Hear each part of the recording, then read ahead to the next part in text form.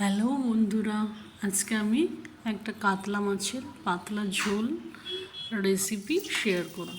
প্রথমে দেখতে পাচ্ছি কাতলা মাছগুলোর দুটো পেটি আছে এবং এখানে আমি নুন হলুদ মাখিয়ে নিয়েছি এবং এইগুলো কড়াতে আস্তে আস্তে ভেজে নিচ্ছি এবং ভাজা হয়ে গেলে আমি কড়াতে কিছু পেঁয়াজ কুচো, আমি এখানে দুটো পেঁয়াজ কুচি দিয়েছি এবং পেঁয়াজ কুচি, টমেটো কুচি আর কাঁচা লঙ্কা কুচি দিয়ে আমি একটু ফ্রাই করব।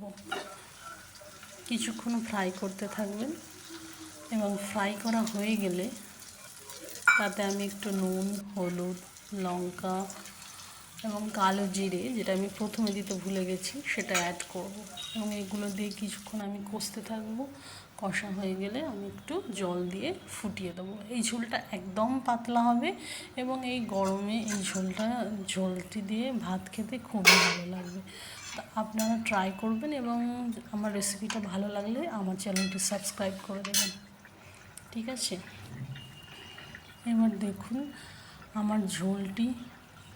আমার কাতলা মাছের ঝোলটি কত সুন্দর হয়েছে, দেখতে পাচ্ছেন।